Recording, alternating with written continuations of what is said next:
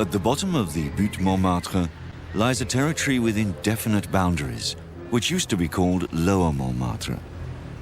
At the end of the Second Empire, and for almost a century, any kinds of pleasures could be found there. How come this district became the hot spot of forbidden pleasures, and consequently, of the Parisian underworld?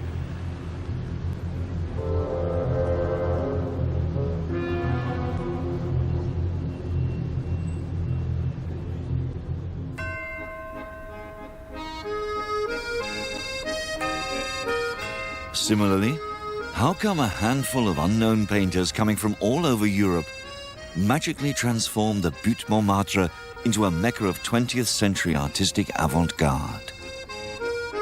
Is it, as Stefan Zweig, a young Austrian writer, explained, because there is an unparalleled wind of freedom blowing there?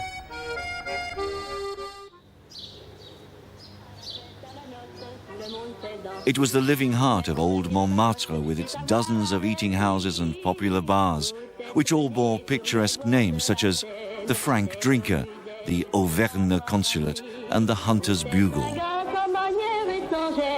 Renoir carefully watched this small world and even predicted it was going to come to an end when the 11 windmills at the top of Rue Lepic disappeared one by one.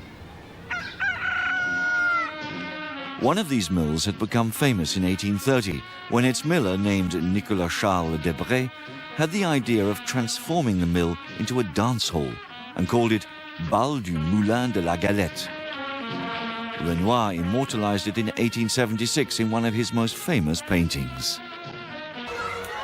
The 1930s ended in this carefree atmosphere, as once again the threat of war was becoming ever more real.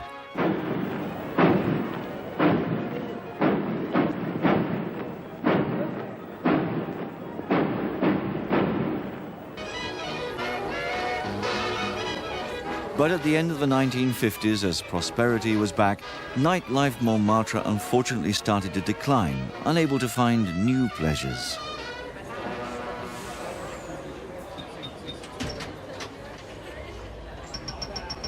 The underworld, which had ruled over it up until then, suddenly fell apart under the unexpected attacks of independent gangsters who didn't obey the Corsican sacred code of honor, which had been respected for 30 years.